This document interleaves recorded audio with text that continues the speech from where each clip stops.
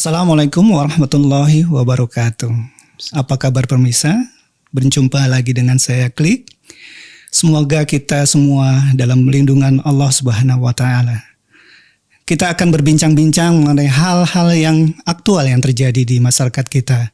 Hal-hal viral yang ada di media sosial dengan pandangan yang luas, cerdas, ilmiah, dan menarik tentunya. Bersama guru kita Ustadz Adi Hidayat. Kita sapa dulu beliau. Assalamualaikum Ustadz.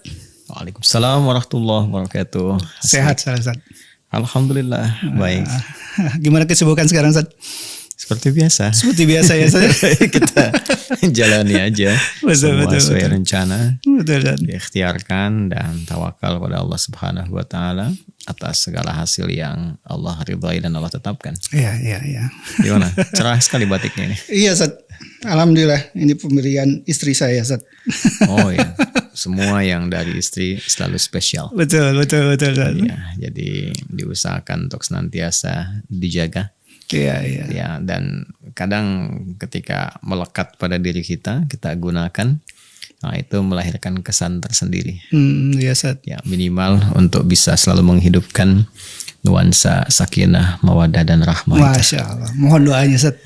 Insya Allah untuk semua. Ya, saya juga demikian. Iya Ustadz. Gimana? Apa yang mau dibahas?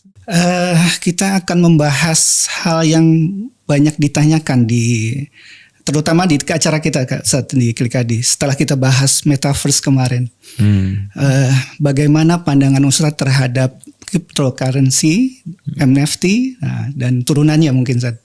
Dimana katanya digadang-gadang sebagai cara bertransaksi nanti, mempengaruhi cara bertransaksi di masa depan dengan teknologi blockchain-nya dia. Oh, baik. Ya, yang pertama kita mencoba untuk menempatkan ini dalam sudut pandang keislaman dulu ya. Iya, karena yang kita bahas itu dan nanti akan luas sekali spektrumnya. Islam sebagai pedoman kehidupan akan menjangkau banyak bahasan yang sekiranya diharapkan melahirkan maslahat bagi kehidupan manusia umumnya, ya terkhusus bagi insan-insan beriman yang berkehidupan. Baik, yang pertama, Islam tentu mengapresiasi, mendukung dan memberikan pedoman, bimbingan pada setiap kemajuan-kemajuan yang dicapai oleh manusia dalam berkehidupan. Ya, beriringan dengan nafas kehidupan yang dialami oleh setiap insan, didapatkan setiap kemajuan di setiap era, setiap masa. Tentu itu disambut positif oleh Islam, diapresiasi, baik aspek kemajuan pengetahuan di bidang digital misalnya seperti saat ini, atau boleh jadi di bidang arsitektur, seni dan lain sebagainya. Sepanjang itu semua melahirkan kemaslahatan dalam interaksi sosial kehidupan manusia secara luas, berkeadilan dan berkemajuan. Nah, dalam rangka itu pula Islam kemudian menghadirkan 5 dasar pokok, ya, yang dengan itu syariat diturunkan, pedoman kemudian dihadirkan demi mendukung 5 pokok ini dalam berkehidupan, dan ini menjadi bagian penting yang melekat pada manusia. Bisa berjalan fungsi kehidupan dengan baik, interaksi sosial dengan baik, satu dengan yang lainnya, dan menghasilkan nilai-nilai keadilan yang mendatangkan harmoni serta bersifat berkemajuan jika 5 hal ini terjaga dengan baik. Ya, ini yang disebut dengan maqasid syariah. Ya, tujuan pokok syariat, tuntunan dalam beragama itu dihadirkan. Yang pertama itu disebut dengan hifdzun nafsi, ya, menjaga jiwa. Jadi jangan sampai ada kemajuan teknologi misalnya, atau kemajuan di bidang militer, arsitektur, seni dan yang lainnya, itu bisa mengancam dan membahayakan kepada jiwa. Maka di situ kemudian Islam memberikan tuntunan-tuntunan berkehidupan, ya, memberikan pedoman. Jangan sampai ada aktivitas kegiatan yang membahayakan bagi jiwa. Maka muncul turunan hukum. Ya, diwajibkan seperti ini, diharamkan bertindak seperti ini dan sebagainya. Ya, itu rahasianya.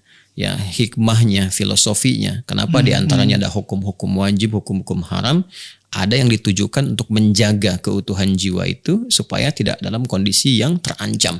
Bahaya, ya. Karena itu nanti Islam misalnya memberikan pandangan tentang terorisme, ya, tentang misalnya radikalisme dan sebagainya. Jadi sangat kontradiktif dan salah persepsi jika ada yang mengaitkan Islam misalnya dengan isu-isu teror dan sebagainya, karena Islam sendiri menghadirkan solusi, ya, yang menghentikan aksi-aksi teror dalam berkehidupan yang mengancam jiwa.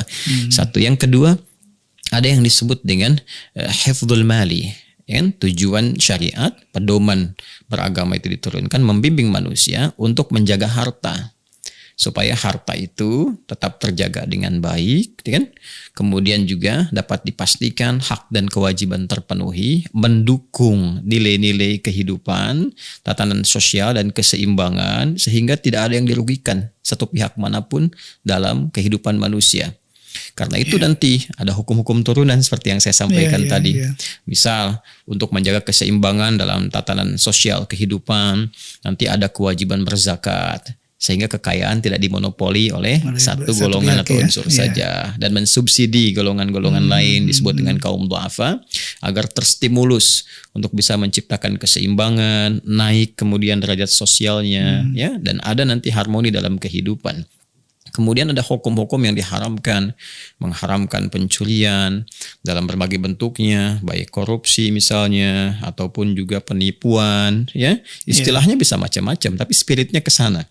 Ya, untuk menjaga harta, jangan sampai nanti ada satu kegiatan yang terlihat bagus dari kemajuan-kemajuan tertentu, tapi ternyata di balik itu, nah, ada hal-hal yang berbahaya, ya kan? Dari unsur hifdzul mali, penjagaan terhadap harta seseorang, bisa jadi ada unsur penipuan, ada unsur monopoli, ada unsur manipulatif misalnya, hal-hal yang sekiranya bisa merugikan ya manusia dalam berkehidupan, tidak hanya dalam berkeyakinan, tapi dalam berkehidupan dalam skala yang lebih luas, ya. Baik, kemudian yang ketiga ada hifdzun nasali, menjaga garis keturunan, ya, supaya dipastikan dengan itu kehormatan manusia tetap terjaga. Kemudian garis-garis kekerabatan itu tetap terlestarikan dengan baik, sehingga unsur-unsur kekerabatan, unsur silaturahim dalam bahasa kita kekinian, saling mengenal, persaudaraan itu bisa kuat terjaga. Karena itu turun larangan misalnya tentang zina, ada misalnya tuntunan tentang pernikahan, ada tuntunan tentang lebih dalam lagi hartanya ada warisan, ya, ada tuntunan silaturahim. Itu demi menjaga keterikatan hubungan persaudaraan yang dengan itu kemudian bisa menguatkan tatanan kehidupan. Nah, yang keempat nanti ada yang disebut dengan, ini sangat menarik juga nih. Ya, setelah hifdzun nafsi menjaga jiwa, kemudian hifdzul mali menjaga harta, hifdzun nasli menjaga keturunan, hifdzul akli, Masya Allah, ya, menjaga kemampuan berpikir.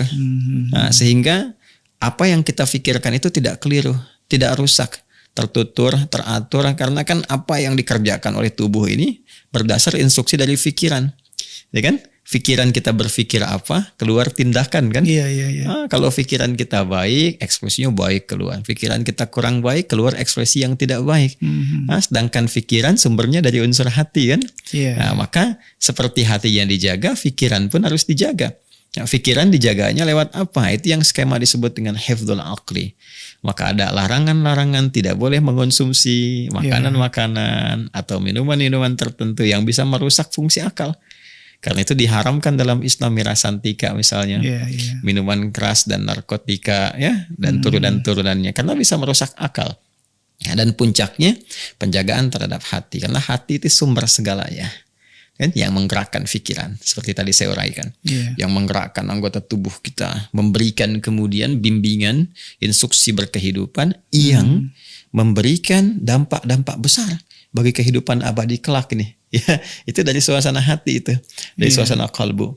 Dan menjaga kalbu itu pedoman tertinggi. Itulah kemudian fungsi agama diturunkan untuk hifdzuddin, menjaga agama itu, karena agama sejatinya itu menu bagi hati. Seperti ilmu menu bagi akal pikiran, nutrisi karbohidrat protein makanan menu bagi fisik. Nah, agama din itu menu bagi hati. Hati itu butuh nutrisinya juga. Kalau nggak diberi makanan, nah itu bisa lemah. Kalau orang lemah hatinya, penyakit hati lebih berbahaya daripada penyakit fisik. Ya kan? Iya. Orang sakit gigi bisa diobati, sakit hati bagaimana mengobatinya? Nggak ada klinik-klinik untuk sakit hati, dia iri hati, dengki, dendam, ria dan sebagainya. Itu obatnya mesti dari pedoman beragama yang benar. Nah, saya ingin tunjukkan mengapa kita memulai dari uraian ini tentang fungsi-fungsi atau pokok-pokok ajaran dalam syariat Islam untuk memberikan sebuah citra awal peran agama, peran Islam terhadap kehidupan itu seperti apa, ya, sehingga orang menyadari kalau sedikit-sedikit tinjauan Islam, tinjauan agama bagaimana, dia paham bahwa agama datang itu untuk memberikan perlindungan. Perlindungan ya. Ya, menghadirkan komprehensif lagi kemaslahatan. tadi lima hal tadi. Betul, dia tidak menolak kemajuan-kemajuan zaman, justru mengakomodir, mengapresiasi segala kemajuan yang didapatkan. Ya, baik tadi di teknologi misalnya, digital, arsitektur, seni dan sebagainya. Tapi jangan sampai semua kemajuan yang dicapai itu justru merusak tatanan kehidupan.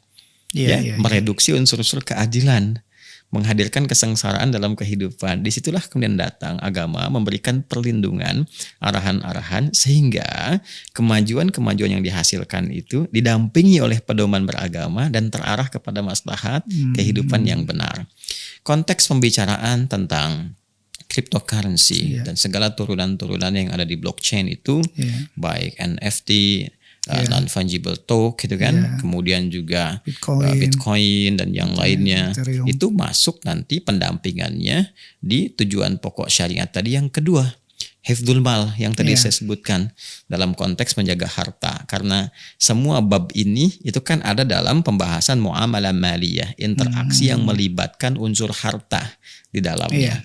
Nah, sekarang bagaimana Islam memberikan perlindungan terhadap transaksi dan interaksi harta ini dalam konteks muamalah, ya, interaksi kehidupan manusia satu dengan yang lainnya. Maka ada nanti pandangan-pandangan dasar, konsep-konsep dasar yang dengan ini, dasar-dasar ini semua orang sepakat, secara logika diterima juga. Ya kan? Dan secara praktikalnya akan bermanfaat dan dibutuhkan oleh siapapun, apalagi insan beriman yang memang sejatinya harus menaati ini semua. Satu, jika yang digunakan dalam berinteraksi itu terkait dengan harta itu ada unsur transaksi di dalamnya yang saling menukar. Ya, baik misalnya pertukaran antara benda satu dengan benda yang lainnya, atau pertukaran antara jasa, ya, yang dinilai dengan nominal tertentu. Nah, maka ini ada ketentuan-ketentuan pokok. Jika barang dengan barang, ya, ataupun misalnya jasa dengan satu barang atau nilai tertentu, maka mesti jelas nanti. Ya, jelas bendanya. Kalau benda jelas bendanya, kalau jasa jelas jasanya, yang memang melahirkan sesuatu yang memiliki nilai yang bisa dipertukarkan, ya, yang wujudnya terlihat, wujud keberadaannya. Maka jika bentuknya barang dengan barang, tadi misalnya kita ingin tukarkan satu barang dengan uang, ini kan dua-duanya materi nih, ya. Yang satu punya nilai tukar, ya, yang satu punya nilai yang ditukarkan dari wujud yang ada. Maka syarat pertama dalam fikih Islam itu barangnya mesti nyata terlihat. Barangnya ya? Barangnya mesti terlihat. Barang itu sil'ah namanya dalam istilah fikihnya, bahasa Arabnya sil'ah. Nah, sil'ahnya itu lazim antakuna mawjudah, mesti terlihat, nampak wujudnya ada. Sehingga dengan itu kepemilikan itu terhadap barang dimaksud itu bisa dipastikan sempurna, seutuhnya dimiliki. Apa yang menandakan bahwa itu milik kita, ya kan? Artinya wujudnya kan ada, ya. Wujud ini bisa dipertanggungjawabkan, bisa dihadirkan. Jangan sampai seperti fata morgana yang nampak kelihatan tapi wujudnya nggak bisa dirasakan, ya kan? Nah, jadi transaksi seperti ini tidak memberikan kepastian. Hal yang tidak memberikan kepastian masuk kategori qimar namanya. Ya, kayak judi kan itu nggak memberikan kepastian itu, ya, gambling sifatnya, untung rugi, ya, bisa orang ngelolanya dia bisa untung sendiri, yang lain bisa dirugikan, itu masuk kategori qimar, ya kan? Adapun sesuatu yang tak nampak jelas, yang terkesan manipulatif, nanti sifatnya gharar namanya. Nah, gharar dan qimar itu sesuatu yang sangat dicegah oleh agama karena bisa menghadirkan madarat nanti, ya, ketidakseimbangan dalam transaksi kehidupan dan berpotensi merugikan. Ya, sekarang cara berpikirnya sederhana saja begini. Saya punya barang nih, saya punya peci, ya. Kemudian peci ini ingin kita transaksikan. Anda ingin beli misalnya kan ini. Terus Anda punya alat tukar, materinya ada terlihat, uangnya kelihatan kan, kita bisa transaksikan. Sekarang mungkin dalam bentuk uang kertas ya. Ada, walaupun itu nanti ada babnya sendiri ya. Kalau Anda ingin bahas tentang uang kertas itu kita perlu episode tersendiri ya. Tapi malah sekarang ada dompet digital nggak terlihat, itu juga baik. Yang jadi ini. Dia sekarang punya jaminan nggak di situ, dia dompetnya ada, tapi wujudnya bisa diwujudkan dalam bentuk fisiknya, ya kan? Sekarang Anda bikin program misalnya dompet masakin, dompet untuk memberikan santunan kepada orang-orang yang memerlukan ya, dari kalangan misalnya duafa ya, orang-orang taruhlah kategori misalnya di garis kemiskinan yang bisa disantuni, disubsidikan, tapi kan wujudnya ada. Walaupun Anda kumpulkan dalam bentuk misalnya digital, ada fundraising tertentu, tapi itu dinilai berdasarkan nilai tertentu yang wujud fisiknya ada dan ada penjaminnya. Ada. Nah, itu dia, ada otoritas penjaminnya. Jadi dua hal di sini ya. Jadi saya dahulukan yang pertama tentang materi fisiknya ada. Ya, kalau dulu kan masih bagus tuh. Dalam bentuk uang kertas pun ada underlyingnya gitu kan. Uang kertas pertama itu kan nanti di masa dinasti Tang di Cina tahun 997 Masehi. Tapi nanti itu dikreatifkan gitu ya oleh orang-orang Yahudi itu. Orang Yahudi di Amerika nanti kelak itu mereka membuat sebuah kreasi tersendiri demi kepentingan tertentu, yang tadinya uang kertas dalam perjalanan pun underlying, underlying dalam bentuk emas itu, sehingga punya nilai yang jelas tuh. Betul. Ya, dan dulu itu bisa mencegah ya otoritas-otoritas tertentu untuk mempermainkan nilai tukar gitu kan.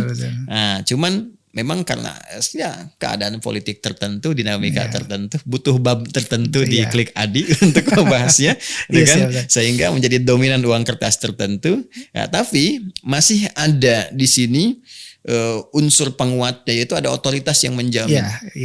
Mereka sudah menyiapkan lah strategi, ada bank sentral macam-macam ya, dan setiap negara sebetulnya punya otoritas tertentu untuk bisa menentukan itu. Hanya ketika bergaul secara global, nah ini kesulitan-kesulitan yang memang kita distimulus dengan adanya semua ini untuk menguatkan semua sektor-sektor dalam kehidupan berbangsa bernegara supaya mandiri. Ya, nah, dulu di zaman awal Bung Karno itu para ulama masih mengusulkan, ketika Bung Karno konsultasi, uang kertas itu masih bisa ada underlyingnya emas ya, cuman karena tekanan yang sangat berat ya masa-masa setelah itu, nah ini butuh episode sendiri. Nah, jadi uang kertas penasaran sendiri iya, tapi dia wujudnya ada. Betul. Wujudnya ada ya kan. Nah, wujud ada dan ada otoritas penjamin. Ya, ini pun kan masih disoal gitu kan. Nah, tapi karena dia ada otoritas penjamin, bisa diberlakukan, wujud fisiknya terlihat, nah unsur kepemilikannya minimal tuh sempurna dimiliki. Makanya Anda beli dompet tuh, celana Anda ada sakunya tuh. Nah, itu batik Anda kan ada sakunya juga tuh. Ya, berarti istri kosong tadi. Kosong. Nah, ini berarti isyarat kepada suami ya. Bikinin saku supaya bisa diisi. Ya, maksudnya sakunya jangan disimpan di suami. Ya. Kan uang suami, uang istri juga. Yang bisa aku pindah. Kenapa sampai ke situ ya bahasannya? Jadi saya balik lagi ya. Siap. Balik lagi. Nah, ini ada materinya. Uangnya ada, sehingga ketika saya serahkan peci saya pada Anda dengan ukuran tertentu yang umumnya disepakati dan wajar sifatnya, bisa dibelikan kembali peci yang mungkin serupa dan sebagainya, atau ditukar dengan hajat yang senilai dengan itu, Anda keluarkan uangnya, fisiknya ada, saya miliki, saya masukkan ke saku saya, Anda ambil peci saya, tempatkan di tempat yang sesuai, kan? Maka terjadi pertukaran yang seimbang dalam bentuk benda yang dipertukarkan, materinya ada. Sekarang kita tarik ke dunia blockchain misalnya, ya ada kreasi yang ditampilkan, wujudnya ada. Wujud ini bisa dihadirkan. Misal ada karya ini kemudian ditampilkan, dipasarkan di NFT misalnya, non-fungible token itu, ya ini kan sebetulnya marketplace yang dihadirkan untuk menstimulus ini cryptocurrency ini berlaku. Untuk dipergunakan. Iya, kalau nggak ada itu kan ini nggak bisa dipakai nih cryptocurrency ini. Maka medianya, pasarnya dipakai itu NFT itu. Maka dibentuk galeri, dinilai dengan nilai tertentu, tersimpan di blockchain semuanya ini, kan tercatat, nggak mungkin bisa dimanipulasi catatan ini.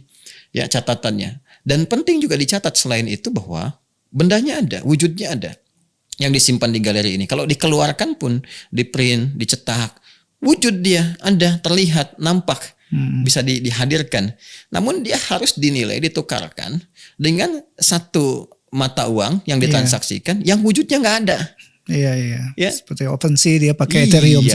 Ethereum ada, cuman kan dia nilai-nilai digital aja dituliskan 0, sekian atau 1 Ethereum dan seterusnya, ya kan? Nah, tapi ketika dimunculkan, dihadirkan, dia nggak punya wujud fisik. Jadi bagaimana menukarkan sesuatu yang ada dengan yang tidak ada? Ya, jadi sifatnya hanya semacam orang kontrol aja, ada angka-angka, tapi wujudnya nggak ada gitu. Ya, Anda kan nggak mungkin menukarkan misalnya sesuatu yang wujudnya fisikal ada dengan sesuatu yang nggak nampak gitu. Ya, kan nggak sama. La yastawil bainal insani wa kuntil anak gitu. Anda kan nggak mungkin nukarkan manusia dengan jin, karena nggak serupa gitu kan. Jin kan nggak tampak, manusia ada. Ini ilustrasi gitu kan. Ya, jadi sesuatu ini persoalan. Kalau ini soal bisa selesai, maka aman. Cryptocurrency nggak ada masalah dalam timbangan syariat. Tapi kenapa ulama ini memberikan satu keadaan hukum yang ketat di bidang ini untuk memberikan kepastian yang menjamin kemaslahatan bagi semua pihak. Karena apa yang digunakan dari transaksi keuangan ini maslahatnya untuk semua. Jadi jangan sampai ini punya nanti keuntungan di satu komunitas atau golongan tertentu yang diuntungkan dengan adanya ini, tapi merugikan pada pihak lain yang belum tahu. Iya. Ya, tiba-tiba 1-2 pihak di endorse seakan-akan punya banyak penghasilan dari situ. Orang tertarik masuk, kemudian dia menyimpan aset, dia bayar, tuh kan. Persoalan cryptocurrency pun kan harus disimpan uang dulu ke situ. Deposit dulu kan. Nah, kemudian ketika mendepositkan uang, depositnya apa jaminan dari situ? Dia simpan di situ. Ya, Anda nyimpan ke blockchain misalnya, sekian ratus juta, sekian miliar, disimpan di situ. Itu kan uang wujud Anda yang ada. Anda serahkan, disimpan di situ. Ya kan? Lalu kemudian ditukarkan dengan sesuatu yang wujudnya nggak ada. Hanya nama saja. Ethereum. Kemudian macam-macam lagi nih, bentuknya mata uang, macam-macam sebagainya. Mata uang tadi kripto itu. Ya, jadi masalah gitu. Ya, ketika diwujudkan, dia tidak punya muncul wujud, dan persoalannya ketika mau dicetak pun dikembalikan ke mata uang yang ada sekarang. Lalu kenapa tidak menggunakan mata uang yang ada saja? Kan? Karena belum ada yang mau jamin itu saat. Nah, itu persoalannya. Jadi dia tidak ada otoritas yang menjamin secara keseluruhannya. Sampai saat ini masalahnya di situ. Nah, kalau dia bisa menyelesaikan persoalan ini, selesai babnya, tuntas. Misal dia munculkan ini wujudnya seperti ini. Mata uang cryptocurrency kan macam-macam tuh ya. Yang satu wujudnya begini misalnya, ini wujudnya begini. Lalu punya nilainya sekian. Lalu nilai ini ekuivalen misalnya ya dengan mata uang yang ada yang sekarang secara fisikal kita dapati sekian. Ya, bahasa gampangnya beginilah. Digital, rupiah dalam bentuk digital. Apa gitu kan? Dolar dalam bentuk digital dan sebagainya. Jadi dia nanti bisa dinilai itu. Persamaan nilai itu. Selesai. Ya, kalau mau misalnya, tapi kan ini bisa nanti nilai-nilai ini tetap dikontrol oleh otoritas tertentu yang bisa menaik turunkan seenaknya gitu kan, mengontrol nilai nominal sehingga banyak dirugikan. Ya, bikin underlying aja yang setara. Yang paling nggak banyak perdebatan kan emas, itu kan paling gampang gitu. Disepakati, underlyingnya pakai emas aja. Ya, mungkin setara semua, nggak ada repot-repot lagi, diarahkan ke situ. Jadi rupiah sekian, nilai ininya sekian, ini underlyingnya sekian. Nah, uang digital memfasilitasi itu, kan itu selesai masalahnya, ya kan? Nah, jadi dia punya underlyingnya, ada wujudnya, ya kan? Kemudian dia menyelesaikan persoalan dunia atau global saat ini, ya. Tapi kalau kita mau jujur ya repot-repotnya kenapa nggak dibalikin ke emas aja misalnya kan, sehingga punya nilai dan seterusnya. Atau tadi uang kertas punya takaran seperti Indonesia pernah mempraktekkan dulu. Nah, saya kembali ya kepada hukum tadi. Kalau Anda tanya tentang cryptocurrency, sampai MUI pun melakukan kajian tentang ini, persoalannya hampir semua sama, nggak lepas dari dua hal tadi. Ya, ingat ya, bukan menghambat atau menolak kemajuan, sangat diapresiasi. Nah, ini yang jadi ada kesalahan logika dalam berpikir ketika Islam misalnya memberikan pandangan atau agama mengatakan ini haram ya, langsung dipersepsikan ini menghambat. Ya, antipati terhadap kemajuan atau menghambat kemajuan, menghambat kreativitas. Cara berpikir yang salah. Justru ketika hukum itu dikaji dan diberikan pendampingan, itu sebetulnya filosofinya menerima semua kemajuan itu, tapi memberikan perlindungan untuk kemaslahatan bagi semua. Karena fungsi agama itu hadir untuk membimbing umat manusia pada umumnya sehingga tetap berada dalam kemaslahatan dalam berkehidupan. Jangan ada ketimpangan. Kalau kita tuh di sila kelima Pancasila, keadilan sosial dalam konteks Indonesia bagi seluruh rakyat Indonesia. Agama itu kan lintas ruang, ya lintas waktu. Agama yang baik kan begitu, kan? Islam tuh melintasi ruang, melintasi waktu, melintasi tempat. Jadi keadilan sosial bagi seluruh umat manusia. Harus adil, jangan sampai ini diuntungkan, ini punya potensi rugi. Ini ada problem dasar nih. Ya, yang nggak semua orang itu bisa menikmati fasilitas ini, nggak semua orang bisa mendapatkan maslahat dari ini. Ya, problem ini harus diatasi dulu. Sehingga apa? Sehingga kemajuan yang dihasilkan menghasilkan maslahat bagi semua bisa menikmati. Ya, karena semua akan terkena dampak dari itu. Iya. Ya, nah ini yang saya maksudkan. Jadi kalau isu cryptocurrency ini bisa dituntaskan dari segi gorornya, dari segi kimarnya, sifat manipulatif yang memungkinkan ada diselesaikan dari situ, kan? Dibentuk sebuah wujud. Anda bisa katakan, tapi kan ini digital misalnya kan? Betul. Tapi ketika digital itu melahirkan maslahat bagi kehidupan offline kita secara langsung, maka harus ada turunan dari situ. Solusinya apa? Kan? Transformasi dari digital ke dunia nyata itu seperti apa? Kan nggak semua orang hidup di dunia metaverse. Ya. Kita di universe sekarang ini, bukan di metaverse. Ya, apa Anda mau menciptakan besok misalnya teknologi makanan digital yang sekali dilihat langsung kenyang? Minuman digital yang tercium baunya kemudian langsung kenyang. Teknologi mencium bau dari komputer tentang makanan tertentu langsung merasakan haus hilang. Kan tidak juga. Betul. Ya. Besok-besok nanti ada nikah digital. Keturunan digital. Ini kehidupan universe yang sudah Allah anugerahkan itu kemana? Kan?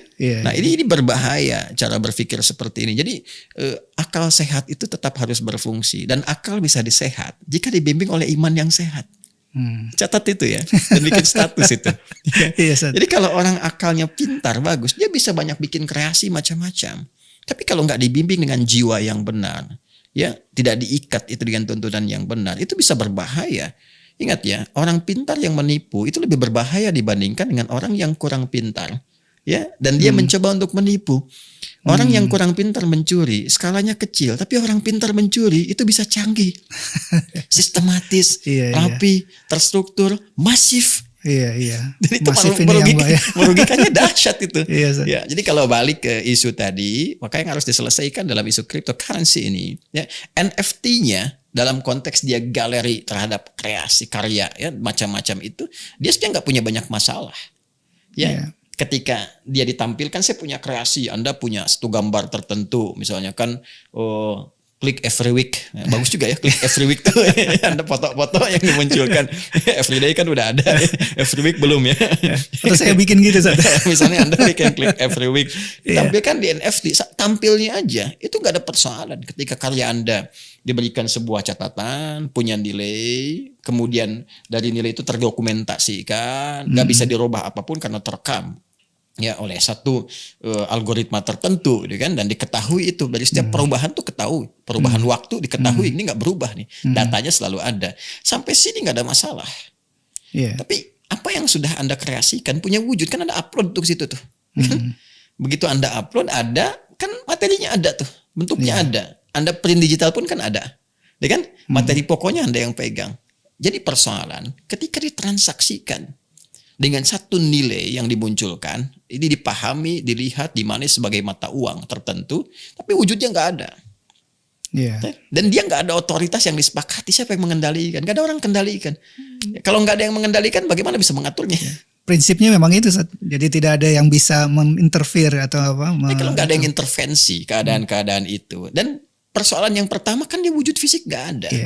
Dan kalau nggak ada yang mengatur, ya satu sisi orang memahami bagus tuh, nggak ada yang bisa ngatur, jadi dengan sendirinya dia tersistem. Betul. Ya ini begini, ini begini. Nggak ada intervensi. Tetap saja kalau Anda terjadi transaksi itu kemudian keluar dan akan dinikmati. Sekarang Anda punya karya nih, dibeli oleh si fulan A dengan mata uang digital yang ada di situ. Tapi ternyata nggak bisa hasil dari pembelian itu, hasil kerja keras Anda itu nilainya nggak bisa dikeluarkan di wujud kehidupan fisikal yang nyata. Gimana bisa dinikmati? Nah ketika itu kemudian ingin dinikmati, Anda cairkan, dikonversi lagi kan ke mata uang yang ada sekarang, tetap aja dalam konteks itu akan ada penyesuaian dengan mata uang yang ada. Sedangkan mata uang itu yang sudah ada juga mengalami perubahan-perubahan. Ya, jadi apa bedanya? Ya, menurut saya akan lebih efektif kalau dia dijelaskan tuh. Ya, walaupun bagus dia tidak mengalami ini dan itu, tapi dia punya underlying yang ada sehingga bentuk fisiknya misalnya bisa diwujudkan dalam kehidupan. Nah, ini problemnya adalah ini metaverse, ini universe. Iya. Itu problemnya. Tidak setiap di metaverse itu bisa di universe kan, walaupun setiap universe bisa di metaverse kan. Iya. Ya, paham ya? Betul. Setiap universe berpeluang di metaverse kan, tapi Betul. tidak setiap metaverse bisa di universe kan. Ya, walaupun mungkin juga yang di universe itu ada bagian-bagian yang sangat tertentu, sensitif, gak bisa di metaverse kan juga. Ya kayak tadi saya katakan misalnya pernikahan metaverse, ya metaverse-nya bisa dilakukan, tapi realnya kan tidak bisa dihukumi nyata di dunia universe kita saat ini. Jadi selesaikan problem itu dulu, kan. Yang kedua saya menangkap begini ya, isu cryptocurrency ini ada si positifnya. Positifnya adalah ada kegundahan terhadap sistem tata kelola ekonomi dunia. Betul, Zat. Ini yang memicunya. Ini yang memicunya. Pada akhirnya ini balik kepada apa yang diisyaratkan Nabi SAW. Nabi telah nubuatkan. Pada akhirnya semua akan kembali kepada tata kelola kehidupan yang stabil. Karena manusia mendambakan stabilitas. Dan di antara stabilitas itu hal-hal yang terkait dengan stabilitas ekonomi, keuangan. Sekarang orang sedang repot. Resesi di mana-mana. Inflasi macam-macam dan sebagainya. Akibat apa? Tadi kontrol terhadap satu mata uang yang terlalu dominan. Iya. Bayangkan satu bisa ditakar dengan kita keluarkan harus 14.000. Ada yang satu harus keluarkan 20.000. Ya sekian puluh ribu tuh. Dia hanya mengeluarkan satu saja. Iya. Dan sama-sama kertas. Betul.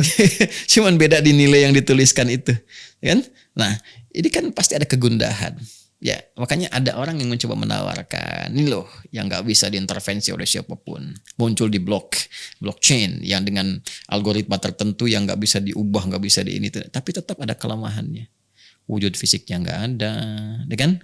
Betul. Karena nggak ada yang otoritas yang kontrol itu, nggak ada yang bisa menyesuaikan dengan kemaslahatan kehidupan. Kan dunia terus bergerak. Dan seterusnya. Yang kontrol, masa kehidupan manusia dikerahkan kepada robot atau algoritma tertentu di komputer setelah dia hancur. Ya, kalau ini hancur nih, nggak ada jaminan dalam bentuk materi yang ada, telah terjadi satu peristiwa besar yang menghancurkan jaringan-jaringan internet dan sebagainya. Habis. Gimana kita bisa kemudian memberikan jaminan kepastian terhadap aset kita? Anda menyimpan miliaran misalnya, ya dalam bentuk cryptocurrency, digital aja, angka aja semua tuh. Ya, terus setelah itu terjadi peristiwa habis semua. Ya, taruhlah sistem itu misalnya kena kalau bank terbakar, ini uang bisa dicetak. Masih ada yang jamin. Bisa ada jamin. Gak ada jamin. Ini nggak ada yang jamin, nggak ada otoritas. Ini masalah kan? Iya. Habis di semua. Betul. Gitu. Nah ini persoalannya, ini diselesaikan. Nah, cuma tadi saya kembali kepada nubuat bahwa semua merindukan stabilitas dan Nabi udah ngasih solusi emas. Al-Quran berapa kali menyinggung tentang emas? Ya, zuyyina lin-nasi hubbus syahawati minan nisa'i wal banina. Ya, kemudian wal qanatiril muqantarati minadz-dzahab wal fiddah, emas, perak dan sebagainya. Makanya di zaman Nabi berkehidupan itu kan dipopulerkannya logam, ya, logam mulia, uang emas bentuknya ada dinar, dirham. Mungkin di Indonesia juga dulu kan ada bentuk uang logam juga kan? Iya, Sir. Ya, yang di awal-awal malah logam kan di malah Nusantara kan dulu awal. 5 perak gitu. Nah, itu saya masih mengalami juga itu sampai 100 sampai 1000 malah. Iya, sampai 1000 yang ada gambar sawit itu. Yang perak itu kan 500-an tuh kayak bentuk emas juga ya. Betul. Walaupun dia mungkin sejatinya bukan emas murni gitu ya, ada kuningan mungkin apa dan tapi logam. Kita kan budaya logam ini. Dan fikih kita itu di dalam Islam itu tentang logam tuh luar biasa. Ya, tentang logam luar biasa. Wah ini kalau ngaji fikih kita bisa perdalam nih. Ya, di bab air aja itu ada air yang dipanaskan, ya namanya air musyambas dalam bentuk wadah bejana logam. Logamnya itu kalau dia emas perak nggak ada masalah. Tapi di luar emas dan perak jadi bermasalah. Ketika dihangatkan, dipanaskan, keadaan airnya itu nanti dihukumi berbeda dalam fikih. Ya, dalam mazhab Syafi'i itu kalau dipanaskan di luar logam emas dan perak itu bisa menjadi makruh hukumnya. Ketika saya riset, wah itu luar biasa itu. Ya. Apa hasil risetnya? Ternyata emas ini kan punya stabil. Emas itu kan aurum tuh di atomnya namanya aurum. Ya, dia punya nomor atom 79, massa atomnya 200. Ya, saya pernah belajar kimia. Ya. Nah, dengan komposisi ini dia stabil. Artinya tidak mengalami karatan. Ya, dia nggak berkarat sehingga ketika air dipanaskan pun dia kan penghantar yang bagus tuh. Punya kalor ya yang sangat bagus ya, menghantar panas di situ. Ya, jadi ketika menghantarkan pun karena nggak ada potensi untuk karat, kualitas air terjamin di situ. Walaupun dia lunak. Karena lunaknya mudah patah. Makanya emas itu dicampur. Ya, dan campurannya nanti bisa dengan besi misalnya, ya bisa dengan perak itu argentum. Ya nomor atom 47 kalau nggak salah. Itu argentum perak. Ya emas tuh karena lunak kalau dicampur dengan besi, ferum, nomor atom 26 ya. Kemudian dia massa atomnya 56, isotop stabilnya 57 ya. Kalau dia dicampur karatnya dikurangi sedikit, misalnya 20 karat, 18 karat. Nah, itu campuran untuk menguatkan supaya nggak mudah patah. Ya. Nah, saya mau katakan di unsur logam saja yang menampung air ini orang udah tahu semua dulu. Ini bermanfaat gitu. Ya, makanya ketika dijadikan sebagai alat tukar, jaminannya stabil. Ya, cuma memang kan nggak semua orang atau tempat itu bisa memproduksi emas di tempat-tempatnya, kan itu pernah ada pemikiran di global pada saat itu sehingga menjadikan emas itu sebagai jaminan sampai sekarang sebetulnya. Jadi yang mengumpulkan uang kertas pun di negara adidaya itu pada akhirnya pun mereka mencoba mengkolek emas itu karena mereka tahu yang berharganya itu di emasnya. Ini butuh bab khusus nih. Kita lompat dari kita bikin kembali ke emas. Ya, saya tidak ingin menghadirkan satu isu tanpa argumentasi ilmiah gitu Jadi pembahasan itu mesti dalam kerangka ilmiah supaya orang yang mungkin belum meluas tuh batas pemikirannya tidak menyimpulkan yang salah. Sehingga ketika salah, sumbunya terlampau pendek, ya ditangkap bahwa ini membawa ingin merubah, tidak. Tapi kita ingin berpikir lebih kuat bagaimana menguatkan sisi ekonomi di bangsa kita sehingga tampil lebih unggul, lebih hebat, lebih baik. Sementara kita kan punya budaya logam. Jangan salah loh, Indonesia itu punya budaya logam. Iya, Sat. Ya, dan waktu penjajah itu datang ke Nusantara pada saat itu kan, itu sempat disembunyikan dulu logam itu. Wah, kalau saya bahas lebih dalam lagi lebih dahsyat karena yang memerintahkan menyembunyikan itu di antara Wali Songo. Ya, ada Sunan Bonang yang menyebutkan itu karena tahu. Karena kalau mau lihat riset di dunia ini, saat orang gitu dari seninya aja ya, seni. Cina punya budaya seni misalnya. Dia punya dawai, ya, senar, gitar kayak kecapi dan sebagainya, tapi kayu. Arab punya dufuf itu rebana. Ya, rebana itu kan dari kulit juga kayu dan sebagainya. Di saat dunia tuh masih kayu, masih kulit, masih senar, masih kita udah ada itu ya, rajin. Coba lihat. Angklung, degung. Iya. Degung, angklung, gong, macam-macam. Itu apa kayu? Logam. Iya, kita sudah punya logam. Dan itu nggak mudah loh menempa logam segala rupa itu. Jadi logam itu mahal sekali. Dan logam itu kalau dari sudut unsur kimianya sekarang kita dapati, kita keluarkan. Kalau belajar kimia itu kan sekarang diperebutkan. Banyak sekali unsur logam yang dibutuhkan sekarang. Untuk mendukung kemajuan teknologi dan sebagainya. Kita kayakan itu. Jadi sebetulnya kalau Indonesia mau tampil dan punya visi yang lebih dahsyat untuk ke depan itu, sebetulnya sih mesti pede gitu. Karena sumber daya alam yang bisa mendukung, mensupport kedaulatan berbangsa, bernegara, bahkan dari segi ekonomi yang negara lain butuh. Kita punya. Anda bisa bayangkan ya, rempahnya aja bisa bangun Belanda. Iya. Bagaimana dengan logamnya? Itu rempahnya. Ya, ini mau bahas cryptocurrency atau mau bahas sejarah nih? Jadi sebenarnya cryptocurrency sederhana. Kenapa MUI masih memfatwakan haram? Kan? Itu kan ada 3 poinnya. Ya, persoalannya kan nggak lepas dari apa yang saya sampaikan tadi. Karena belum ada kepastian. Bukan menghambat kemajuan. Kemajuan bagus, terima, hebat nih, bagus. Kita terima nih. Tapi harus membawa maslahat. Jangan sampai nanti ada orang investasi di situ, tiba-tiba dia butuh nggak bisa dia tarik, gitu kan? Atau tiba-tiba ini nggak ada aset dia nggak kembali, kepemilikan nggak ada yang pasti. Ini udah dipastikan.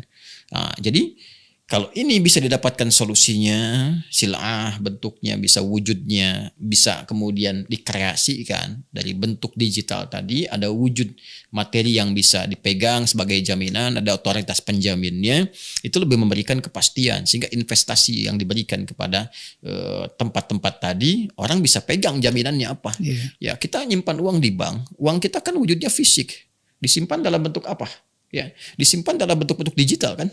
Tulisan rumusan-rumusan itu, tapi kita dikasih buku tabungan, ya, ada kepastian secara fisikal yang terpegang itu, ya. Kemudian apalagi misalnya ada jaminan-jaminan yang bisa didapatkan saat kapanpun mau dicetak, dipegang, disimpan. Jadi itu memberikan ketenangan, ada kepastian. Nah, ini diselesaikan dulu hal-hal ini. Kalau hal-hal ini selesai, maslahatnya bagi banyak, semua orang bisa mengakses senang, ya. Ya kecuali kalau ini orang hidup di dunia itu saja, maka hanya terbatas di lingkungan saja. Makanya hal-hal yang sifatnya terbatas belum bisa menjadi maslahat dari kalangan luas secara global. Mau dipaksakan ke global itu susah. Iya. Kecuali orang berkehidupan di situ saja. Ya ini pegiatnya di situ, orang-orangnya itu saja. Itu pun karena saking sayangnya agama. Allah tuh saking sayangnya jangan sampai itu rugi juga gitu. Mengingatkan. Jadi diberi saran. Tidak pernah ada sejarahnya agama datang untuk merusak atau menghambat kemajuan. Justru memberikan maslahat, mengiringi kemajuan itu supaya melahirkan maslahat untuk semua. Ya, karena itu Indonesia bagus tuh. Dasar agama itu yang pertama, ketuhanan yang Maha Esa. Ya, karena tanpa ada kepasrahan, ketawakalan, dan menyertakan bimbingan kehidupan kepada Tuhan yang Maha Esa itu, tidak akan lahir tata kelola kehidupan kemanusiaan yang punya adab. Adab itu etika, adab itu moral, adab itu mengatur bagaimana kita berinteraksi dengan elegan. Kemanusiaan yang adil dan beradab itu hanya lahir setelah ketuhanan yang Maha Esa.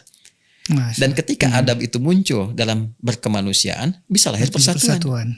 Ya, orang nggak akan bisa bersatu, Indonesia nggak bisa manfaatkan kalau adabnya nggak ada. Jadi adabnya bagi sekelompok orang saja. Jadi jangan berharap persatuan Indonesia kalau adab belum muncul. Adab bisa muncul ketika ada berketuhanan. Nah, jadi kalau agamanya disoal, kebertuhanan disoal, maka dia sebenarnya bukan hanya menyoal sila pertama, tapi meruntuhkan semua sila yang lain. Karena dengan persatuan itu ada keterwakilan.